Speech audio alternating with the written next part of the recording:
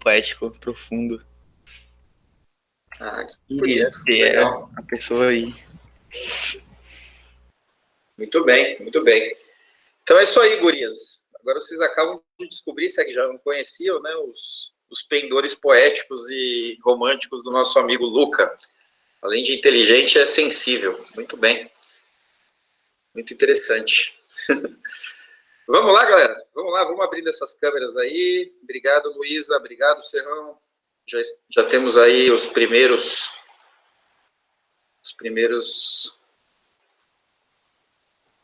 Tá aí o nosso amigo Stefano. Catarina. Vamos abrir a câmera. Eu nem lembro mais de você, Catarina. A gente só teve 2, 3 aulas, entramos em quarentena, sua câmera desligada. Vamos lá para eu lembrar de você.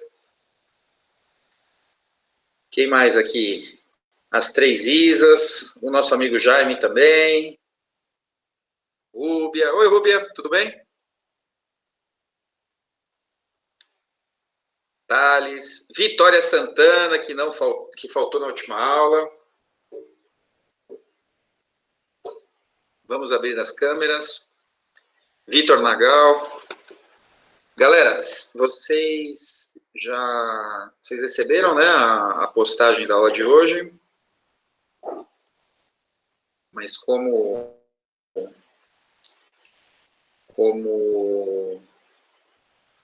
reforço, eu vou colocar aqui para vocês o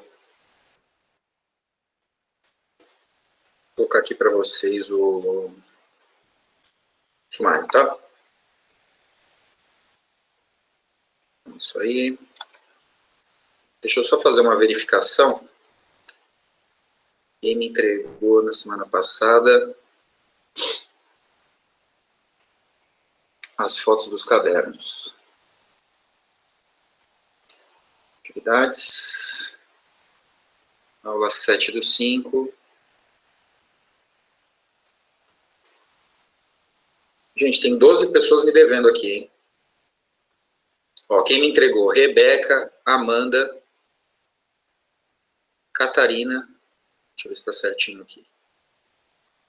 Rebeca, Amanda, não vou abrir todos aqui. Clarice, ótimo. Enzo, Isa Loft, Isa Bagatella, Júlia Valentim, Lívia, Luísa, Manu, Pedro, Rafa, Stefano, Thiago e Vitor Nagal. Então, quem está me devendo ainda as notas? Duda Gomide, Serrão, Henrique, Isa Matsunaga, Jaime, Luca, tem 2 Lucas aqui. Marília, Nina, Thales, Thiago e Vitória. A Vitória faltou. Então eu peço que vocês façam, tá, por favor? Que eu já vou também começar a devolver isso com notas, tá? Professor? Sim. Semana passada eu te enviei todas as teorias que eu não tinha enviado ainda, tá? A do dia 30 e a do dia 23. Tá. Ótimo, obrigado. Quem falou aí que eu tô fora da vida aqui? O Thiago Medeiros. Thiago Medeiros, muito bem. Bom, gente, vamos lá. Thales, vamos explorar aí o seu engenho filosófico.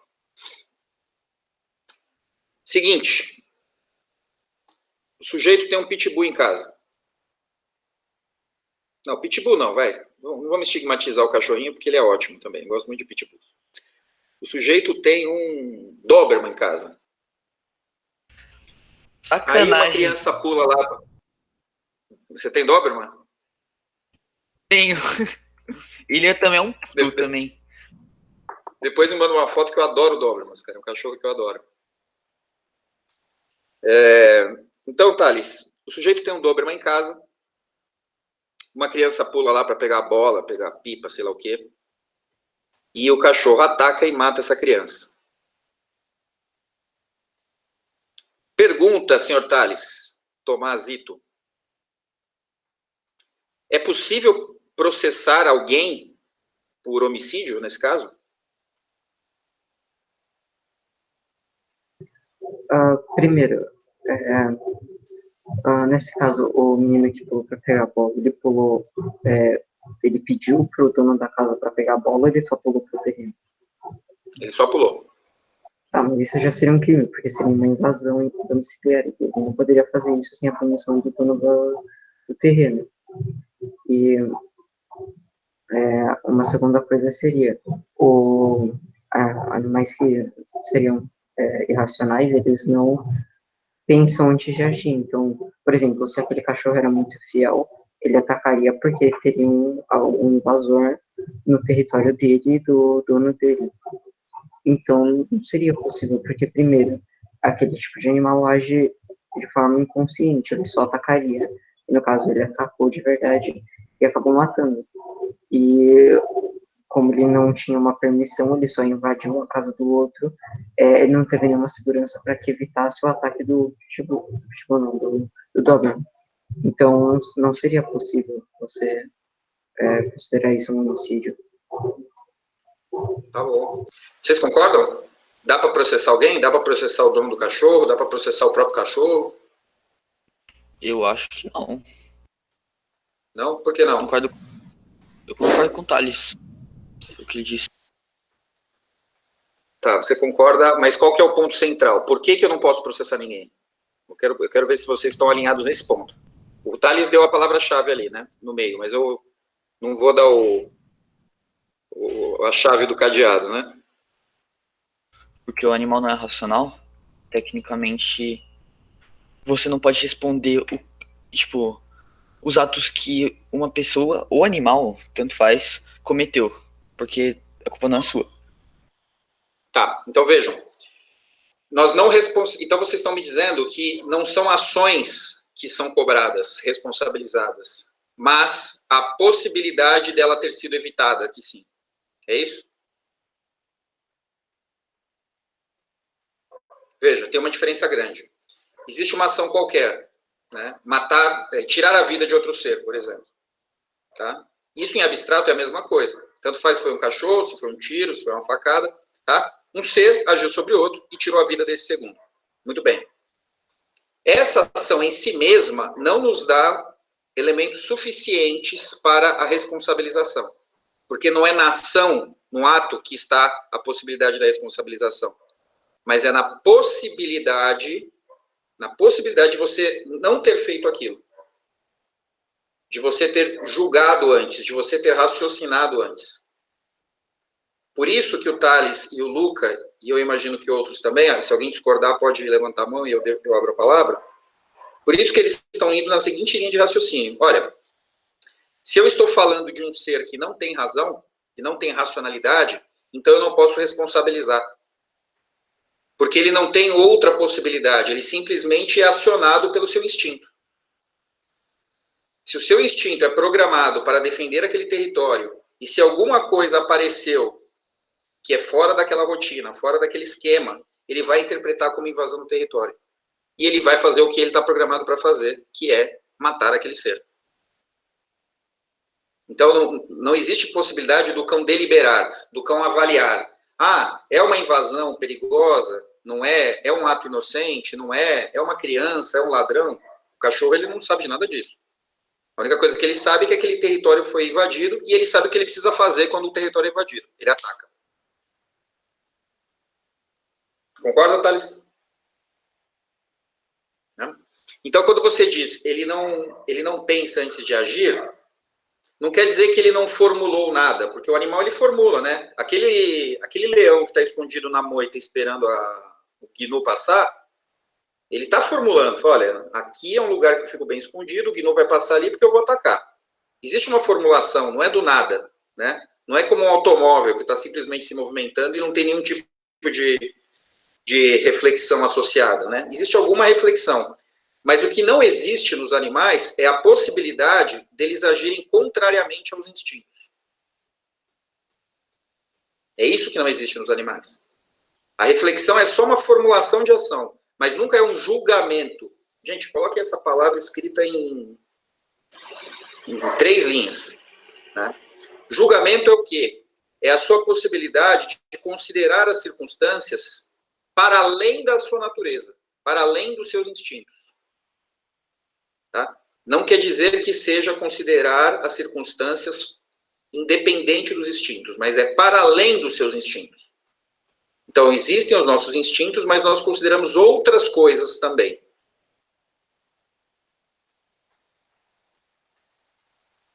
Thales, você concorda comigo que se não fosse o cachorro, mas se fosse um segurança, por exemplo, humano, a criança não teria morrido? Sim. Né? Então, o segurança ele tem a mesma função do cachorro naquele território. Ele tem que proteger contra invasões. Mas ele, como ser humano, ele olha, claro que ele vai verificar o que está acontecendo, ele ouviu um barulho e tal, então ele vai cumprir o papel dele. Mas quando ele verificar que não é um bandido, que é uma criança e que está ali só para pegar uma bola... Sim, Clarice. Só concluir esse raciocínio aqui. Então, quando ele percebe que não é uma situação de ameaça, né, ele vai falar para a criança, olha, não pule aqui, é proibido, vai ensinar, vai entregar a bola para ela, e ainda vai dar um pirulito para a criança. Né? Então, não existe essa relação direta entre aquilo que eu estou programado para fazer e a melhor maneira de fazer, como existem nos animais. Né? Nos animais, a reflexão tem esse papel, né? Olha, eu caço gnus, eu caço gazelas, eu caço sei lá o quê. Ali está uma gazela, como é que eu faço para realizar isso com o menor esforço possível? É assim que um leão funciona. Nós não, nós temos os nossos instintos, e aí, Clarice, talvez eu responda o seu esclarecimento agora. Nós temos os nossos instintos, eles são uma base importante das nossas ações, né? Muito importante, aliás, talvez todas elas estejam assentadas neles, mas entre os instintos e as ações existe o julgamento, que é a nossa capacidade de reflexão para além dos nossos instintos. Nós avaliamos as circunstâncias para além dos nossos instintos. Clarice, me dá um toquezinho aí, se ficou claro agora. O que são essas coisas para além dos nossos instintos? Né? Não de quê? O que são essas coisas para além dos nossos instintos? Por exemplo, a nossa espiritualidade. Se você é cristão e um bom cristão, você tem que ter uma preocupação na sua vida. Em algum dia você vai passar por uma situação chamada juízo final, em que todas as suas ações serão colocadas na mesa. Né? E depois desse juízo final, meu amigo, e não é à toa que ele chama juízo final, ou você vai para cima ou você vai para baixo. Não é? Então, se o sujeito ele é cristão efetivamente, né, no sentido integral, não só pertence a uma igreja, mas se ele de fato tem essa moralidade, quando ele vai agir, ele considera isso. Ele considera, caramba, será que isso daqui me coloca em pecado ou me coloca em salvação? Essa ação me leva a qual consequência, sob o ponto de vista espiritual? Da mesma maneira, no trabalho. Você pode estar morrendo de raiva de alguém com vontade de dar um soco no nariz da pessoa. Mas você considera, será que isso daqui me leva à demissão ou será que isso aqui me faz administrar a situação? Então, o seu instinto está pedindo para você dar um soco no nariz da pessoa. Mas outras considerações de ordem profissional, afetiva, social, familiar, espiritual, política, podem te fazer agir contrariamente à sua vontade individual. Contrariamente à sua tendência individual.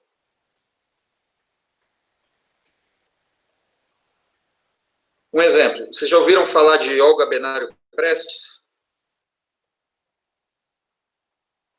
Não? Olga Benário era a esposa de Luiz Carlos Prestes, que nos anos 30 do século passado tentou fazer uma revolução comunista no Brasil. Deu errado, os dois foram presos, né? Olga era judia, uma judia alemã, né? E eles ficaram presos, etc. E o Getúlio Vargas, ele se sentia atraído pelo Prestes, porque o Prestes era uma liderança política importante nos anos 20, e o Getúlio deu seu golpe em 1930. E ele tentou fazer uma aliança com o Luiz Carlos Prestes para fortalecer o seu governo. E o Prestes disse que aceitaria, mas, na verdade, foi tentar fazer a revolução. Então, o Getúlio tinha uma raiva pessoal do Prestes. Então, o que ele fez? Para punir, né, de maneira muito dura, o Luiz Carlos Prestes, ele fez um acordo com o governo nazista e extraditou Olga Benário grávida. E aí ela morreu numa câmara de gás no campo de Ravensbrück, né, no centro da Alemanha.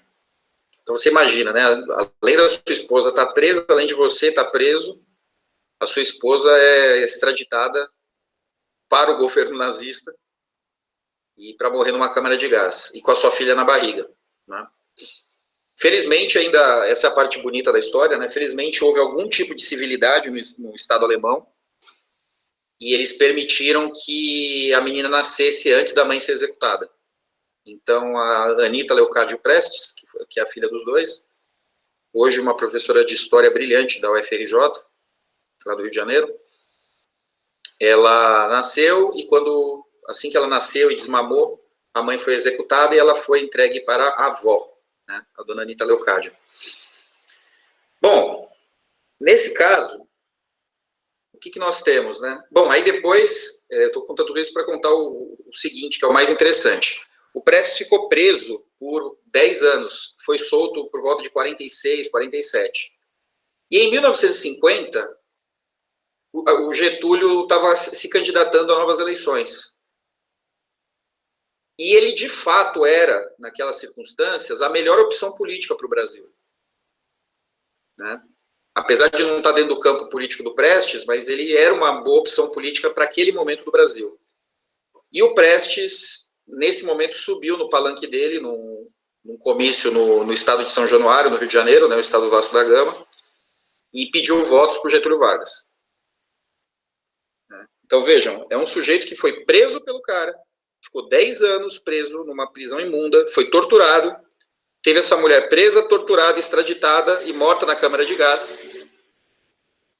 E ainda assim, né, ele conseguiu colocar tudo isso de lado, porque naquele momento ele entendia que o Brasil precisava do Getúlio Vargas para governar o país, né, que era o sujeito mais...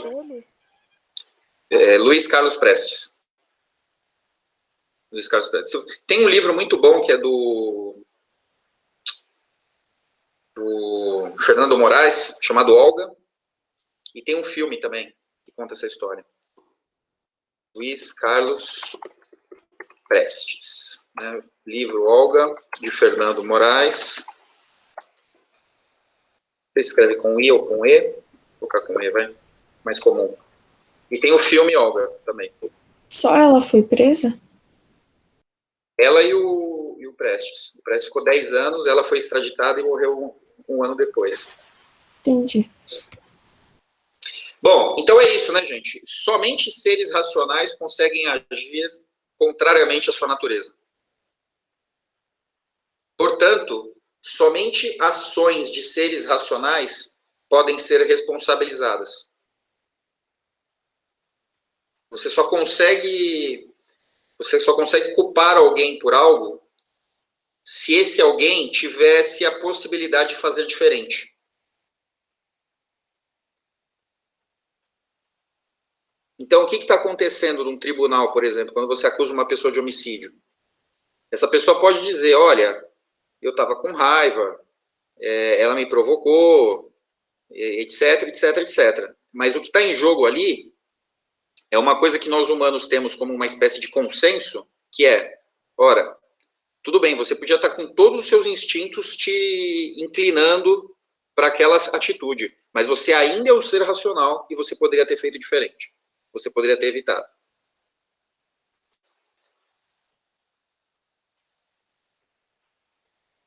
Luísa, tá entendendo?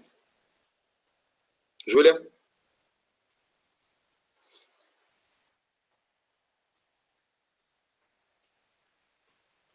Essa questão, gente, nos abre para uma série de outras, né? Por que o Código Penal estabelece 18 anos de idade como um marco de transição da adolescência para a vida adulta? Porque se entende que até esse momento, tá? E isso é só uma medida regulatória, não quer dizer que aos 18 você liga uma chavinha e vira adulto, né? Então alguns já são adultos, por assim dizer, antes, outros demoram um pouco mais, outros avançam até os 20 e poucos, mas é uma média, né? Mas se estabeleceu um critério para definir o seguinte: até o momento, né, até o final da adolescência, o indivíduo ele não tem todas as referências formadas e amadurecidas para conseguir para conseguir responder pelos seus atos. Então é como se você até a vida adulta estivesse sob a tutela de outro. É como se a pessoa que responde por você, e não é à toa que ela é considerada responsável por você, é como se a pessoa que responde por você fosse um outro, né? Seu pai, sua mãe, seu avô, depende do arranjo familiar. Né? Mas é aquele adulto que responde por você efetivamente. Por isso que vocês não podem assinar nada, por isso que vocês não podem comprar alguma coisa no nome de vocês, porque até o momento, né, até essa linha divisória dos 18 anos, considera-se que vocês estão em formação, então vocês poderiam se equivocar em algumas ações, graves ou não. Né? Esse é o critério. E aí o grande debate sobre a maioridade penal tem a ver com isso, né? Algumas pessoas acham que aos 14 anos você já está pronto. E você já tem todo o seu senso moral, e o senso moral não é uma coisa biológica, né? É uma coisa que tem a ver com as suas relações sociais, com a sua formação educacional, tudo isso, né? Então algumas pessoas entendem que aos 14 anos o sujeito já está pronto. Né? Ele já tem todas as referências necessárias para conseguir decidir adequadamente diante de uma situação mesmo que de pressão e tal. Né? Outros acham que é aos 12 anos, outros acham que é aos 10, né? Outros discordam, acham que é aos 18. Né? Mas, enfim, o debate está em torno disso. Nós estamos responsabilizando as ações ou estamos olhando para o indivíduo já amadurecido e pleno nas suas capacidades de deliberação, de raciocínio. Né? Outro debate também, que tem a ver com esse assunto, isso se chama, gente, inimputabilidade. Inimputabilidade. Porque imputar algo é responsabilizar. Então, inimputável é alguém que não pode ser responsabilizado. Então, outro caso de inimputabilidade se refere às pessoas que têm algum tipo de debilidade mental. Né? Então, se a pessoa tiver uma debilidade mental importante, ela pode ser considerada inimputável, com certeza. Isso aconteceu com a tentativa de homicídio do Bolsonaro. Né? O que aconteceu com o sujeito lá que deu a facada, o Adélio?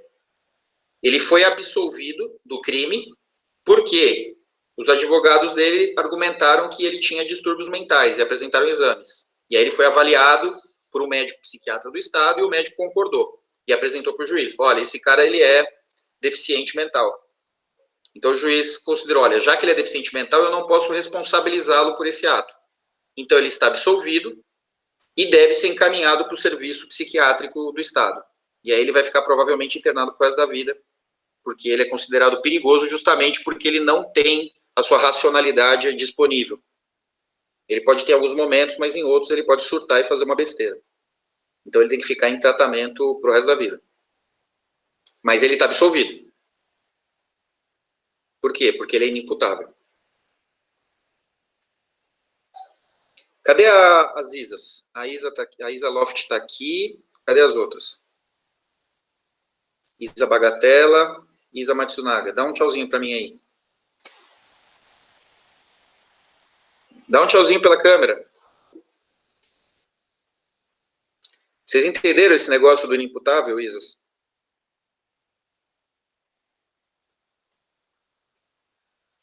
Sim? Então, Thales, o cachorro, qualquer tipo de animal é inimputável. Né? E pode ser um animal fofinho, né, como um cachorrinho, como pode ser uma serpente.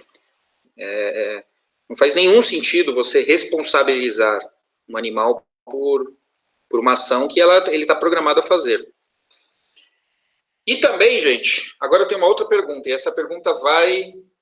Deixa eu fazer um sorteio aqui para o Fernando Serrão. Fernando, dá para dizer que um animal,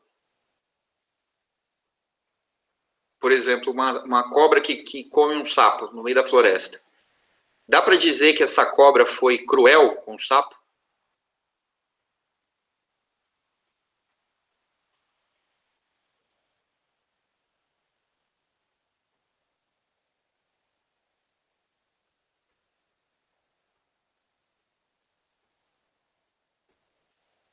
Não? Você está sem microfone?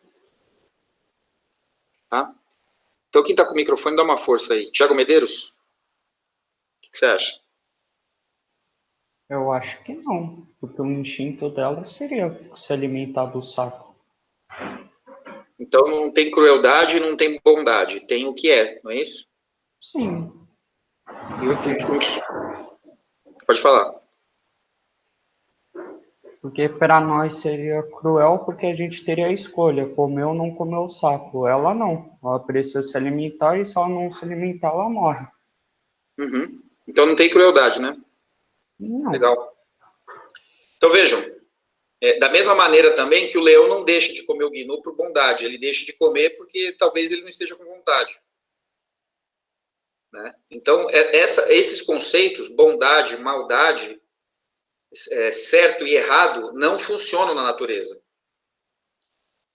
Não é errado um vulcão eclodir. Né? Não é errado um tsunami varrer uma praia. Né? Nem certo, é o que é. Então, o meu grande objetivo nessa aula é que isso fique bastante marcado. Conceitos de bom, mal, né? Mal com U, né? Bem, mal com L, certo e errado, cruel ou bondoso, essas coisas só existem no universo social, no universo dos humanos. Esses conceitos não fazem o menor sentido se você aplica para a natureza. Né? A Terra orbitando em torno do Sol não é bom, não é mal, não é cruel, não é nada disso, é só o que é. É a natureza seguindo a sua causalidade, o seu determinismo. Estão associando com as aulas passadas? E essas categorias, bem, mal, cruel, bondoso, justo, injusto, essas coisas só fazem sentido fora da esfera do determinismo. Só fazem sentido numa esfera, numa dimensão da liberdade, em que você poderia agir de outra maneira.